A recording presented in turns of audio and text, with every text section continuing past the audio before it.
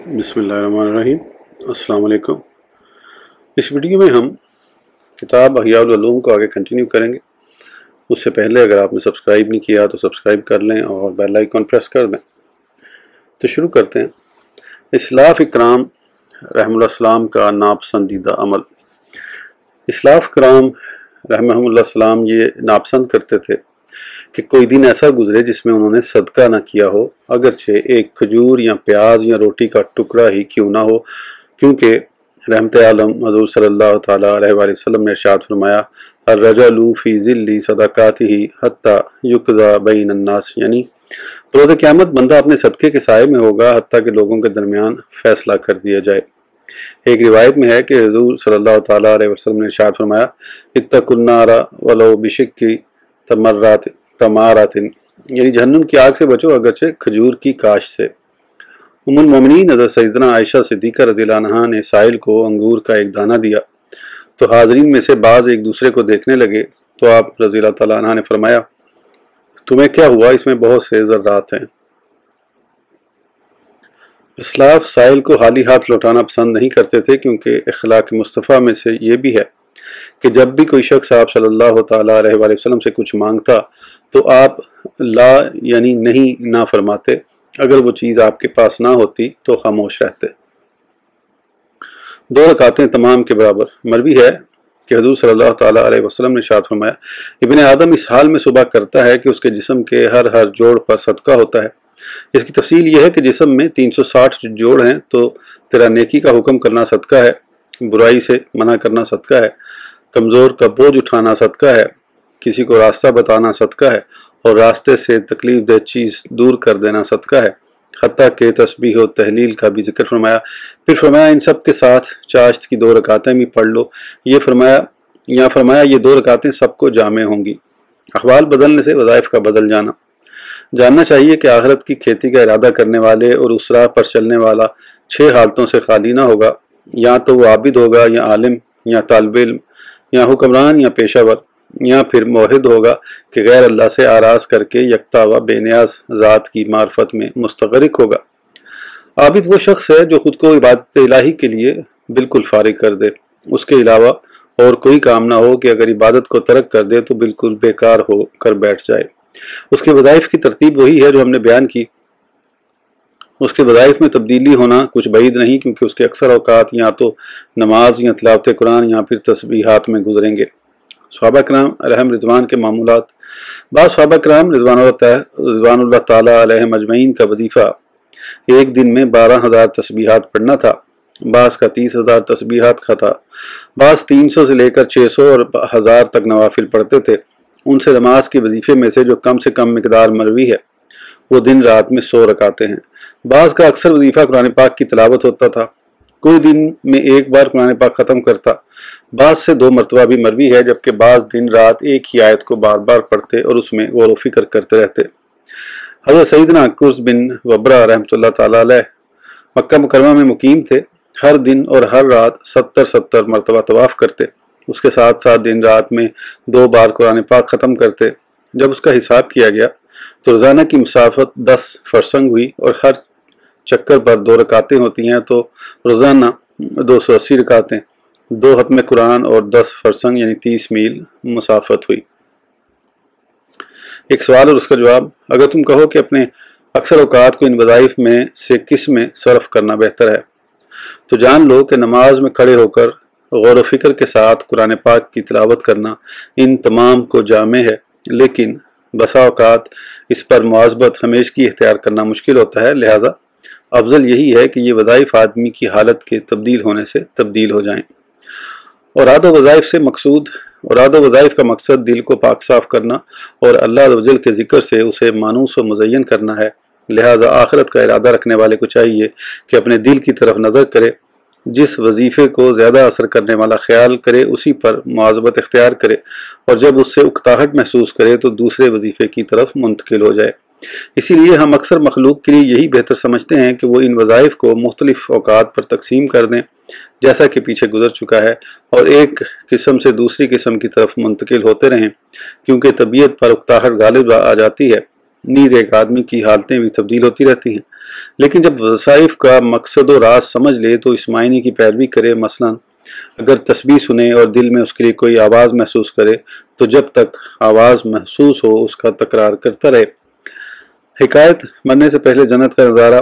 حضرت سیدنا ابراہیم بن ادم علیہ الرحمن اس سے ایک ابدال کے بارے میں مروی ہے کہ وہ ایک رات دریا کے کنارے نماز پڑھنے کھڑے ہوئے تو بلند آواز سے تسبیح پڑھنے کی آواز سنی لیکن کوئی نظر نہ آیا۔ پوچھا آپ کون ہیں؟ میں آپ کی آواز تو سنتا ہوں لیکن شکل و صورت نہیں دیکھتا۔ کہا میں ایک فرشتہ ہوں جو اس دریا پر مقرر ہوں، جب سے پیدا ہوا ہوں اسی طرح اللہ عز و جل کی تسبیح کر رہا ہوں۔ پوچھا تمہارا نام کیا ہے؟ کہا مہلہیائیل۔ پوچھا جو اس تسبیح کو پڑھے اس کا ثواب کیا ہے؟ جواب دیا جو 100 مرتبہ اس تسبیح کو پڑھے گا وہ اس وقت تک نہیں مرے گا جب تک کہ جنت میں اپنی جگہ نہ دیکھ لے یا اسے دکھا نہ دی جائے۔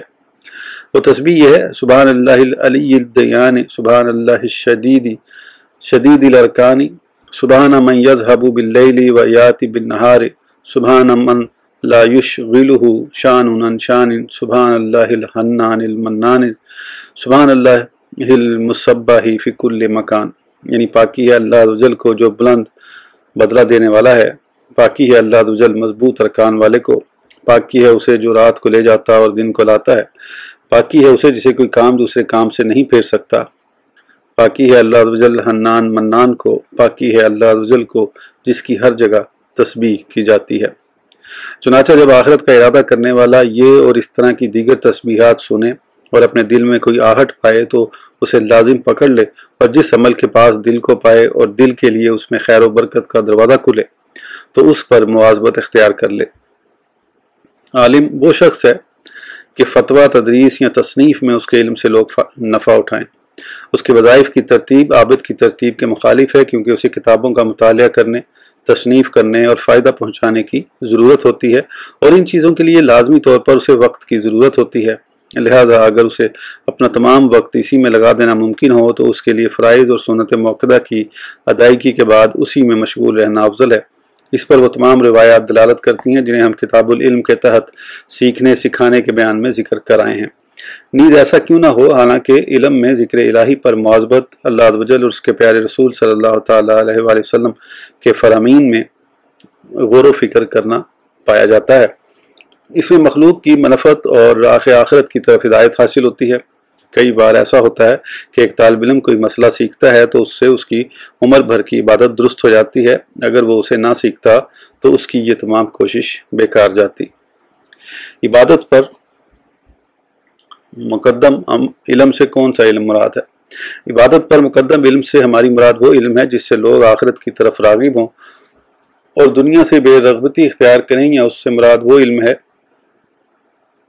کہ جب آخرت کے راستے پر چلنے میں مدد لینے کی نیت سے اسے سیکھا جائے تو وہ اس میں ان کی مدد کرے۔ وہ علوم مراد نہیں جن کے ذریعے مال و جاہ اور لوگوں کو اپنی طرف متوجہ کرنے کی رغبت میں زیادتی ہوتی ہے۔ عالم کے وقت کی تقسیم۔ عالم کے لیے بھی بہتر یہ ہے کہ وہ اپنے اوقات کو تقسیم کر لے، کیونکہ تمام اوقات کو علم کی ترتیب میں مشغول رکھنے کو طبیعت برداشت نہیں کرتی۔ لہذا مناسب ہے کہ بعد صبح سے طلوع آفتاب تک کے وقت کو اوراد و وظائف کے ساتھ خاص کر دے، جیسا کہ ہم نے پہلے وظیفے کے بیان میں ذکر کیا ہے۔ طلوع آفتاب کے بعد سے چاشت تک کے وقت کو فائدہ پہنچانے اور تعلیم دینے کے ساتھ خاص کر دے، جبکہ اس کے پاس کوئی ایسا شخص ہو جو آخرت کے لیے علم سیکھتا ہو، اور اگر ایسا کوئی نہ ہو تو اس وقت کو غور و فکر میں صرف کرے اور ان مسائل دینیہ میں غور و فکر کرے جو اس پر مشکل ہیں، کیونکہ ذکر سے فارغ ہونے کے بعد اور دنیوی رنج و افکار میں مشغول ہونے سے پہلے جو دل کی صفائی ہے وہ ان مشکلات کو سمجھنے میں معاون ہوگی۔ چاشت کے وقت سے وقت عصر تک تصنیف اور مطالعہ کرنے میں مصروف رہے۔ کھانے، طہارت، فرض نماز، اور اگر دن بڑا ہو تو ہلکے سے قیلولہ کے علاوہ کسی وقت اسے ترک نہ کرے۔ وقت عصر سے سورج کے زرد ہونے تک تفسیر، حدیث اور جو علم نافع اس کے سامنے پڑھا جا رہا ہو اسے سنے۔ سورج زرد ہونے سے غروب ہونے تک ذکر، استغفار اور تسبیح وغیرہ میں مصروف رہے۔ یوں اس کا پہلا وظیفہ جو طلوع آفتاب سے پہلے ہے وہ زبان کا عمل ہوگا، دوسرا وظیفہ جو چاشت تک ہے وہ غور و فکر کرنے کی وجہ سے قلبی عمل ہوگا، تیسرا وظیفہ جو عصر تک ہے وہ مطالعہ کرنے اور لکھنے کی وجہ سے آنکھوں اور ہاتھوں کا عمل ہوگا، چوتھا وظیفہ جو عصر کے بعد ہے وہ سماعت کا عمل ہوگا، تاکہ اس وقت آنکھیں اور ہاتھ آرام پائیں، کیونکہ بعض اوقات عصر کے بعد مطالعہ کرنا اور لکھنا آنکھوں کے لیے مضر ہوتا ہے۔ سورج کے زرد ہونے کے وقت وہ پھر زبان کے ذکر کی طرف لوٹ جائے گا، لہٰذا دن کا کوئی حصہ اعضاء کے اعمال سے خالی نہ ہوگا، اور اس کے ساتھ ساتھ تمام اوقات میں حضور قلب بھی حاصل ہوگا۔ رات کے بارے میں حضرت سیدنا امام محمد بن ادریس شافعی علیہ الرحمہ کی تقسیم کتنی اچھی ہے کہ وہ رات کو 3 حصوں میں تقسیم فرمایا کرتے تھے۔ پہلا تہائی مطالعے کے لیے، درمیانی تہائی نماز کے لیے، اور آخری تہائی سونے کے لیے۔ سردیوں میں یہ تقسیم آسان ہے، لیکن گرمیوں میں نفس بعض اوقات اس تقسیم کو قبول نہیں کرتا، مگر جبکہ دن کے وقت زیادہ سوئے۔ یہ وہ ہے جسے ہم عالم کے اور اوراد و وظائف کی ترتیب میں سے مستحب جانتے ہیں۔ طالب علم سیکھنے میں مشغول ہونا ذکر اور نوافل میں مشغول ہونے سے افضل ہے۔ وظائف کی ترتیب میں طالب علم کا حکم بھی عالم کے حکم کی طرح ہے، لیکن جہاں عالم فائدہ دینے میں مصروف ہوتا ہے، یہ فائدہ لینے میں مصروف ہوتا ہے۔ جہاں عالم تصنیف و تالیف میں مصروف ہوتا ہے، یہ لکھنے اور یاد کرنے میں مصروف ہوتا ہے۔ اس کے اوقات کو اسی طرح ترتیب دیا جائے گا جیسا کہ ہم نے ذکر کیا ہے۔ کتاب العلم میں سیکھنے اور سکھانے کے بیان میں ہمارا ذکر کردہ کلام اس بات پر دلالت کرتا ہے کہ یہ افضل ہے۔ اگر کوئی شخص ان معنوں میں عالم نہ بھی ہو کہ وہ لکھتا اور یاد کرتا ہو تاکہ عالم بن جائے، بلکہ عوام میں سے ہو، تو بھی اس کا ذکر، واعظ اور علم کی مجلس میں حاضر ہونا ان اوراد میں مشغول ہونے سے بہتر ہے جنہیں ہم نے صبح کے بعد، طلوع آفتاب کے بعد اور بقیہ اوقات میں ذکر کیا ہے۔ حضرت سیدنا ابو ذر غفاری رضی اللہ تعالیٰ عنہ سے مروی حدیث پاک میں ہے کہ اِنَّ حضور مجلس ذکر افضل من صلاۃ الف رکعۃ و شہود الف جنازۃ و عیادۃ الف مریض، یعنی مجلس ذکر میں حاضر ہونا 1000 رکعت نماز پڑھنے، 1000 جنازوں میں شرکت کرنے اور 1000 مریضوں کی عیادت کرنے سے افضل ہے۔ ایک روایت میں ہے کہ حضور صلی اللہ تعالیٰ علیہ وآلہ وسلم نے ارشاد فرمایا، جب تم جنت کے باغات دیکھو تو ان میں سے کچھ چن لیا کرو۔ عرض کی گئی، یا رسول اللہ صلی اللہ علیہ وآلہ وسلم، جنت کے باغات کیا ہیں؟ ارشاد فرمایا، ذکر کے حلقے۔ حضرت سیدنا کعب الاحبار رضی اللہ تعالیٰ عنہ نے فرمایا، اگر علماء کی مجالس کا ثواب لوگوں پر ظاہر ہو جائے تو وہ اس پر ایک دوسرے سے لڑیں، حتیٰ کہ ہر حکومت والا اپنی حکومت اور ہر دکاندار اپنی دکان کو ترک کر دے۔ معزز مقام امیر المومنین حضرت سیدنا عمر فاروق اعظم رضی اللہ تعالیٰ عنہ نے فرمایا، ایک شخص اپنے گھر سے اس حال میں نکلتا ہے کہ اس پر تہامہ پہاڑ کے برابر گناہ ہوتے ہیں۔ جب وہ کسی عالم کے بیان کو سنتا ہے تو اللہ عز و جل کی خفیہ تدبیر سے ڈرتا اور اپنے گناہوں سے توبہ کرتا ہے، اور اس حال میں گھر لوٹتا ہے کہ اس پر کوئی گناہ نہیں ہوتا۔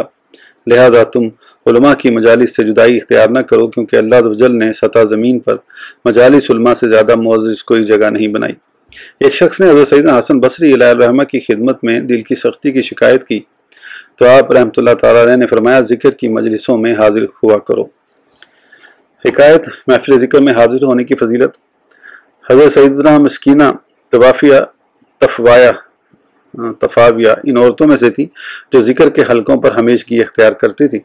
عمار زاہد نے انہیں خواب میں دیکھ کر کہا، اے مسکینہ خوش آمدید۔ انہوں نے کہا، دور ہو، مسکینی چلی گئی، مالداری آ گئی۔ عمار زاہد نے کہا، وہ کیسے؟ جواب دیا، اس کے بارے میں کیا پوچھتے ہو جس کے لیے تمام کی تمام جنت مباح کر دی گئی؟ پوچھا، یہ کس سبب سے ہوا؟ جواب دیا، اہل ذکر کی محفلوں میں بیٹھنے کی وجہ سے۔ حاصل کلام، جس اچھے کلام اور پاک سیرت والے واعظ کی برکت سے دل سے دنیا کی محبت کی گرہ کھل جاتی ہے تو اس کا واعظ ان بہت سی رکعات سے زیادہ بلند مرتبہ اور نفع دینے والا ہے جن کے باوجود دل میں دنیا کی محبت باقی رہے۔ پیشہ ور جو اپنے اہل و عیال کے لیے کمانے کا محتاج ہو، اس کے لیے اہل و عیال سے بے پرواہی برت کر اپنے تمام اوقات کو عبادت میں صرف کرنا جائز نہیں، بلکہ کام کاج کے وقت اس کا وظیفہ بازار کی حاضری اور کام کاج میں مصروف ہونا ہے، لیکن اپنے کام کاج کے دوران بھی اللہ عز و جل کے ذکر کو نہ بھولے، بلکہ تسبیحات، ذکر اور قرآن پاک کی تلاوت پر ہمیشگی اختیار کرے کہ کام کے ساتھ ہی اعمال کو جمع کرنا ممکن ہے، لیکن نماز کو کام کے ساتھ اکٹھا کرنا آسان نہیں۔ البتہ اگر وہ باغبان ہو تو اس وقت باغبانی کے ساتھ ساتھ نماز کے وظائف کو بھی قائم کر سکتا ہے۔ صدقے کی نیت سے زائد مال کمانا کیسا؟ جب بقدر کفایت روزی کمانے سے فارغ ہو جائے تو اپنے وظائف کی ترتیب کی طرف لوٹ آئے، لیکن اگر مزید کمانے پر ہمیشگی اختیار کرے اور حاجت سے زائد مال کو صدقہ کر دے تو یہ ان تمام وظائف سے افضل ہے جنہیں ہم نے ذکر کیا، کیونکہ وہ عبادات جن کا فائدہ متعدی ہوتا ہے، یعنی دوسروں تک بھی پہنچتا ہے، ان عبادات سے زیادہ نفع مند ہوتی ہیں جن کا فائدہ غیر متعدی ہوتا ہے، یعنی دوسروں تک نہیں پہنچتا۔